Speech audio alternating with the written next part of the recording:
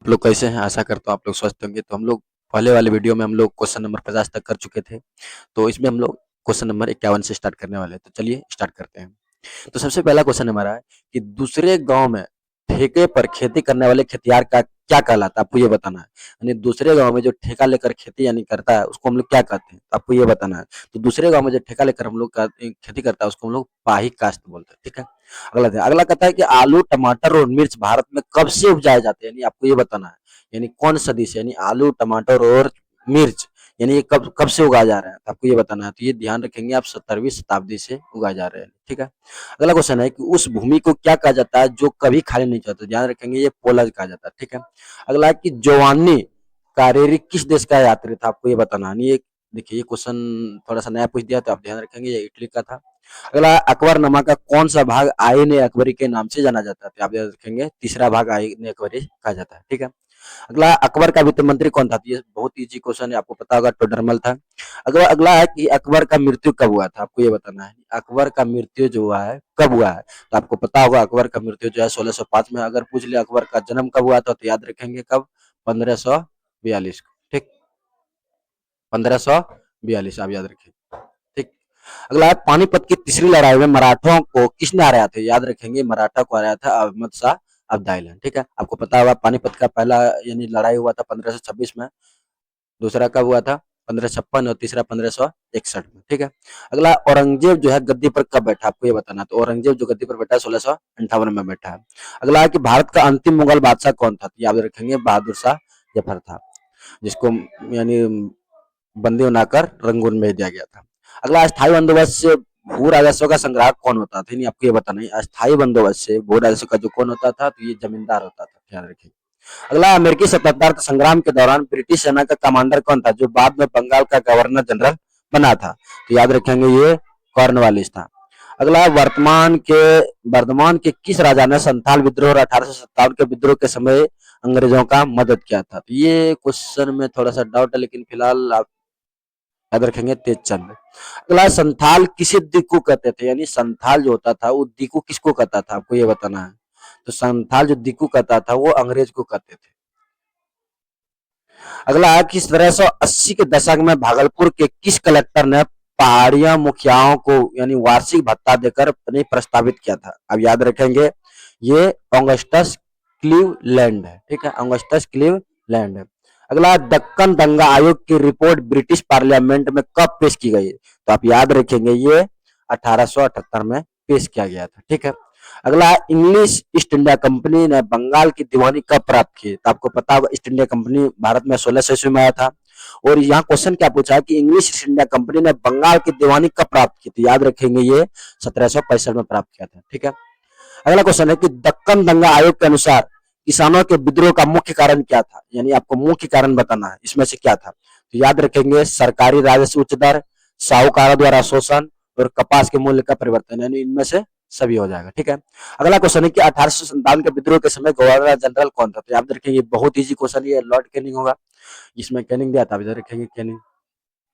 अगला क्वेश्चन है कि डलहौजी के अवध का अधिग्रहण यानी कब हुआ था? डलहौजी का अवध अधिग्रहण कब हुआ था? तो ये याद रखेंगे आप, ये 1856 में हुआ था। ठीक है। अगला लखनऊ में 1857 के विद्रोह का नेतृत्व किसने किया था? तो आपको पता होगा बेगम हजरत महल के द्वारा क्या किया था। अगला है अवध में एक मुश्त बंदोबस्त कब लगाया गया था? अवध में एक मुश्त बंदोबस्त कब लगाया गया था? तो ये तो याद रखेंगे आप, ये आप याद रखेंगे 1856 में लगाया गया था। ठीक है।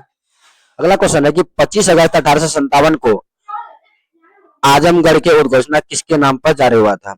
ठीक है। तो आप अगला याद रखेंगे ये बहादुर शाह जफर। ठीक है। बहादुर शाह जफर। अगला दिल्ली में बहादुर शाह जफर को किसने गिरफ्तार किया था? तो ये कैप्टन हडसन ने गिरफ्तार किया था।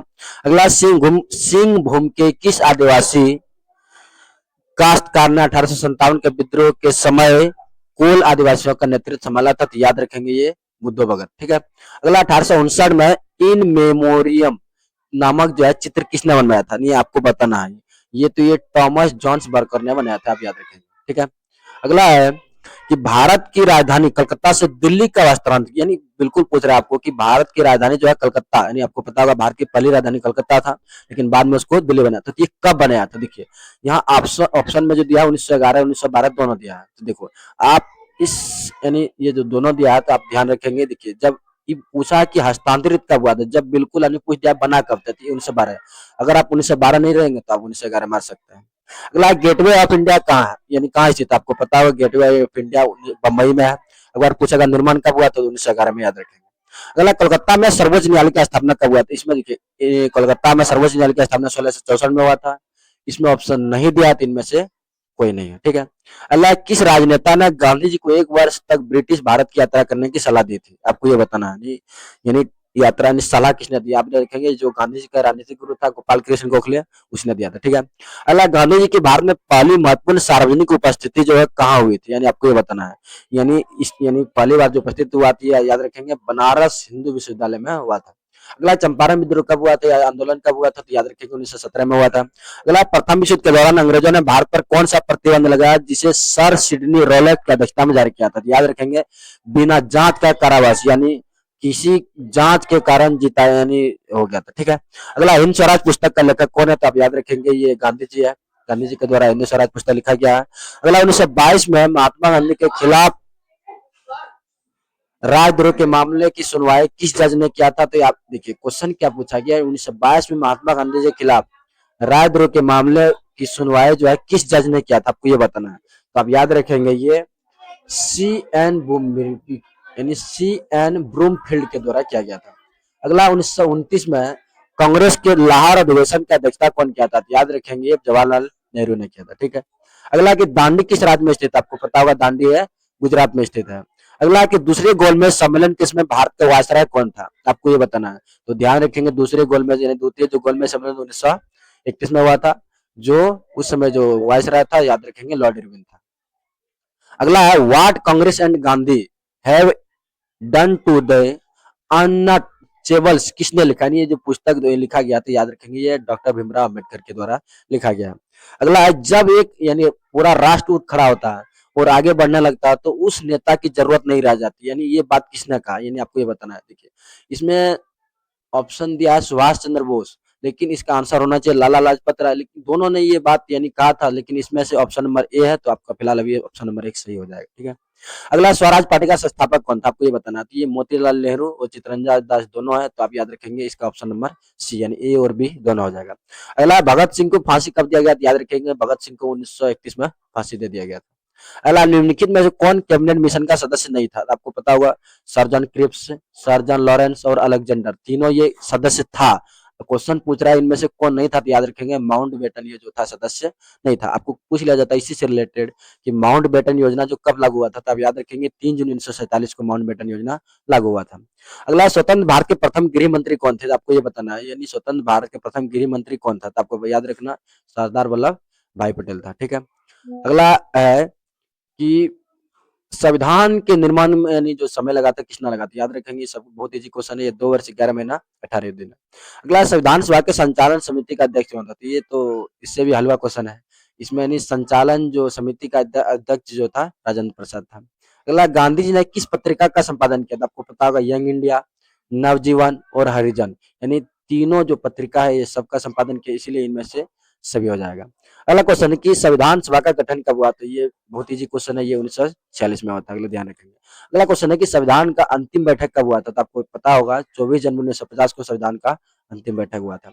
और लास्ट और अंतिम क्वेश्चन है 100 नंबर की, एक शक्तिशाली और एकीकृत केंद्र की वकालत करते हुए संविधान सभा में यानी किसने कहा कि 1935 के गवर्नमेंट एक्ट में हमने जो केंद्र बनाया था उससे भी ज्यादा शक्तिशाली केंद्र चाहते हैं, यानी ये बताना ये कथन जो है किसका है। तो देखिए ये कथन बहुत लंबा, आपको ध्यान में रखना है कि एक शक्तिशाली और एकीकृत केंद्र की वकालत करते हुए संविधान सभा में किसने कहा कि 1935 के गवर्नमेंट एक्ट में हमने जो केंद्र बनाया था उससे भी ज्यादा शक्तिशाली, आपको बताना है किसमें से यानी कहा किसने, तब याद रखेंगे ये डॉक्टर भीमराव अम्बेडकर के द्वारा कहा गया था, ठीक है। तो हम लोग इस यानी मॉडल सेट 1 को 100 क्वेश्चन कंप्लीट कर चुके हैं, तो आशा करता हूँ आप लोग को वीडियो पसंद आया होगा। तो मिलते हैं हम लोग तब तक किसी नेक्स्ट वीडियो में, तब तक के लिए धन्यवाद।